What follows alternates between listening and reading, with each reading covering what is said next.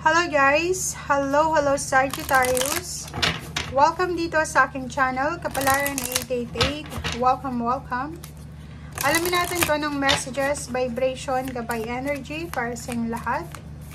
Tayo general reading, so pwede kang makaresonate. Gamitin mo ang iyong intuition sa panonood. Oops, sorry. Para ito sa lahat ng Sagittarius. Wow! Ano ba to? May iniisip ka? Ang sagot sa iyo ng isang angels natin is hindi pa ang tamang oras. Comment down below. Paki-comment nga sa comment section. Ano ba yung parang gusto nyong mangyari pero ang sagot sa iyo is not the right time. Hindi pa right timing eh. Pag-aasawa ba yan? Pagkikipaghiwalay? Pagre-resign? Comment down below. Oh, pagbubuntis. Wow. So yun. So, sinasabi ng baraha sa'yo dito, guys, na may iba sa inyo dito na maraming magsisimula sa buhay mo. Pwedeng literal, pwedeng may parating na pregnancy, pwedeng ikaw ay lalaki, na Sagittarius, yung asawa mo, yung girlfriend mo, or live-in partner mo ang buntis. So, isang Sagittarius dito ang sobrang magiging masaya, dahil yung pagsilang ng batang ito ay siya yung magdadala ng sobra-sobrang blessings sa'yo and sa pamilya mo. Ipaglaban mo daw kung ano yung karapatan mo and only say yes kung talagang gusto mo. Wag kang magsisay yes kung ayaw mo. 'Di ba? Matuto ka din magsabi ng no. Wag masyadong mag-people please. Okay? Wag masyadong unahin yung kaligayahan ng mga tao sa paligid mo kahit na nasa sakripisyo na yung peace of mind mo and happiness.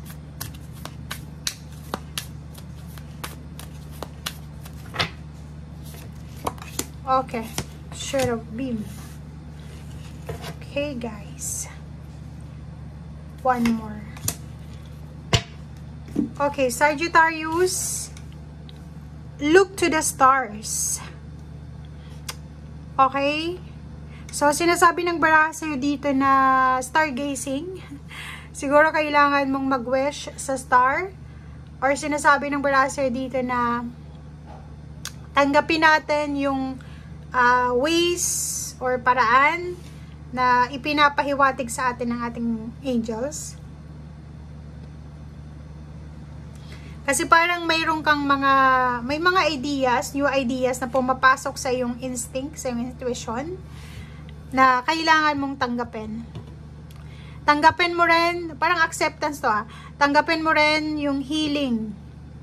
Na, for example, ang healing na to is pwedeng protection, healing from angels, or healing from someone else, or from relatives and friends. Or kung may pagkakataon na makatulong ka sa ibang tao, gawin mo yun. And if may gustong tumulong sa'yo, tanggapin mo. Archangel Raphael, yun. Buksan mo yung sarili mo para sa lahat ng pagpapala dito sa mundong ibabaw. Okay? So, ano yung ibig sabihin niya? Siguro may mga blessings and, ang tawag dito, good fortune, good luck na nangyayari sa buhay mo, pero ini-ignore mo siya. It's either work yan, di ba? May nag-o-offer sa'yo ng work, tapos, naku, ayoko. Parang ganun. A relationship, ganun din. Pakikipagkaibigan.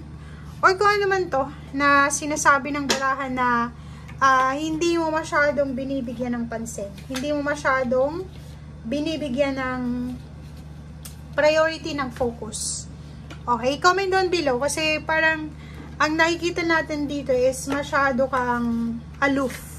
Diba? Siguro marami kang napagdaanan sa nakaraan na siguro na loko ka, na backstab ka. Kaya nahihirapan kang magdiwala sa ngayon. But sinasabi ng baraha, open your heart, open yourself sa kung ano man na pagbabago. Okay?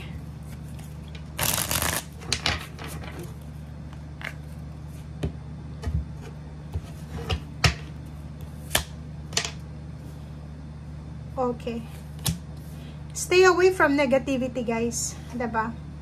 Kasi nakikita mo dito, naghihintay ka eh. It's either naghihintay ka para sa scholarship ng anak mo, or ikaw mismo nag-apply ka ng scholarship or kung ano pa man to, trabaho, dokumento, permit, or kung ano pa man. So, instead na matulog ka, nag-overanalyze ka, nag-iisip ka, so, medyo disturb yung pagtulog mo dito. So, sinasabi ng baraha, iwasan mo yung negativity, yung pag-aalala, yung pag-analyze lalo na bago matulog.